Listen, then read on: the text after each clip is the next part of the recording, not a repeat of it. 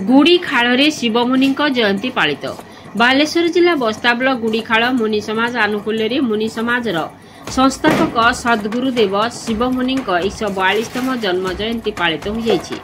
मुनिराज गुड़ीखाल शाखार सहसंपादक बलराम मुनि सभापतित्व आयोजित यह 2 दिनिया कार्यक्रम में मुख्य अतिथि भाव ओडिशा प्रांत मुनि समाजर सभापति योगाचार्य दशरथ पंडा, मुख्य वक्ता भाव प्राध्यापक योगाचार्य सुधांशु मुनि, सम्मानित अतिथि भाव स्थानीय सरपंच अन्नपूर्णा सेनापति, जोगी परमानंद बारी, गुड़ीखाल जोन संगठक चित्तरंजन मुनि, गदाधर मुनि, योग शिक्षयित्री बंदिनी जेना प्रमुख जोगदे आत्मज्ञान 34 पुस्तक उन्मोचित करने सह शिवमुनि सत्य सिद्धांत उपरे सारगर्भक प्रवचन प्रदान करथिले। जोगी कृपा सिंधु मुनि सत्य पताका उत्तोलन करथिया बेले गुड़ीखाल मुनि समाजर संपादक गोपाल कृष्ण मुनि, अतिथि परिचय और संगठन प्रचार मुनि अरुण मुनि धन्यवाद अर्पण करथिले। जोगी हरिपद मुनि, कामिनीकांत मुनि, करुणाकर मुनि, नगेन्द्र मुनि, योग शिक्षयित्री मुनिमती सुभाषिनी महांती और कमला कामिनी दे प्रमुख कार्यक्रम को परिचालना करथिले। ଏହି ଅବସରରେ गुड़ीखाल शाखार सक्रिय सदस्य दिवंगत श्याम मुनि को स्मृतिचारण मध्य करा जायथिला।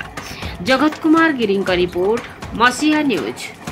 आपण मसीहा न्यूज यूट्यूब चैनल को सब्सक्राइब कलेनि कि? जदि करिना हंती एबे करिनियंतु। एहा सह मसीहा न्यूज रो फेसबुक पेज को और ट्विटर को फॉलो करंतु। ता सह मसीहा न्यूज रो ऐप आसी गलानी। निज मोबाइल रो प्ले स्टोर डाउनलोड करनियंतु। जय जगन्नाथ।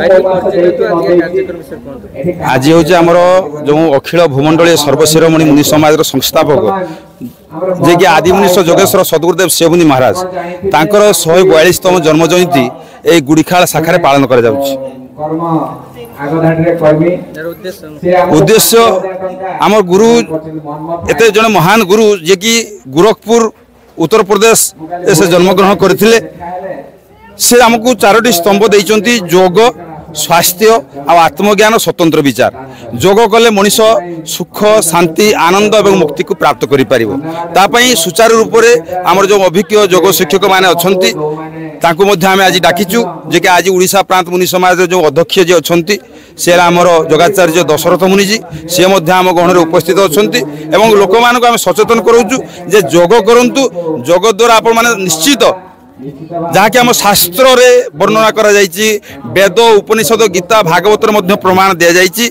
गीता मध्य गोटे योग शास्त्र जहाँकि भगवान कृष्ण अर्जुन को कहिथिले। सेही योग कथा आज आमर अखिल भूमंडलीय सर्वशिरोमणि मुनि समाज जे कि संस्थापक जो आदिमुनीश्वर जोगेश्वर सद्गुरुदेव शिवमुनि महाराज 1884 मसीह जन्मग्रहण करी जो महान ज्ञान को आमको प्रदान करी जाइछन्ति तांको आमे निश्चित आज दिवस रे अक्टोबर 4 पाखरु आमे पालन करी चलीचु। ए मासक जाक अनेक जगह पालन करा जाउची। आमे 2 दिन धरी काली मध्य आमे पालन करिथिलु। 17 तारिख थिला काली, आज मध्य 18 तारिख आमे भी पालन करूचु। सकाळ पाखरु ए जोनी महान गुरु तांको पई आमे निश्चित कृतज्ञता जणाउचु जे गुरुंकर ज्ञान को आपण माने जदि समस्ते बुझिबे, विचार को नेबे ताहाले निश्चित आपण माने सुख, शांति, आनंद को, मुक्ति को प्राप्त करि परिबे। मु गोपाल कृष्ण महापात्र शिवमुनि योगाश्रम गुड़ीखाल संपादक हिसाब से काम करुच्ची।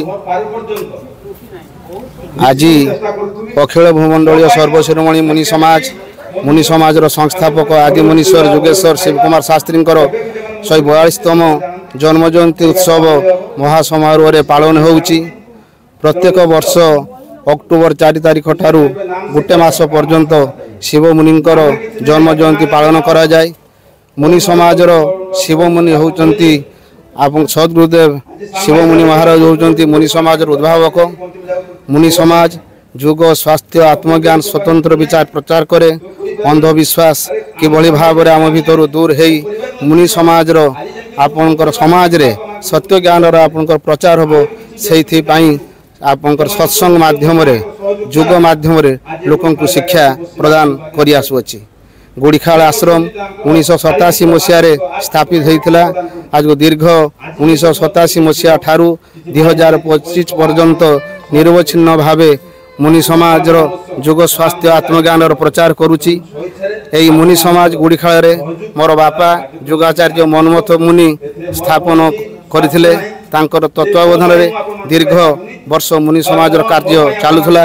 2018 ମସିହାରେ ତାଙ୍କର ଦେହାନ୍ତ ପରେ ଯୋଗୀ ଅରୁଣ ମୁନି, ମୁଁ ଏବଂ ଆଶ୍ରମର କର୍ମକର୍ତ୍ତା ସମସ୍ତେ ମିଶି ଗୁଡ଼ିଖାଳ ଆଶ୍ରମକୁ ସମଗ୍ର ଓଡ଼ିଶାରେ କିଭଳି ଭାବରେ ଯୋଗ ସ୍ୱାସ୍ଥ୍ୟ ଆତ୍ମଜ୍ଞାନ କ୍ଷେତ୍ରରେ ଆପଣଙ୍କୁ 1 ନମ୍ବର କରିବୁ ଏବଂ ଚେଷ୍ଟାରତ ଆମେ ଅଛୁ।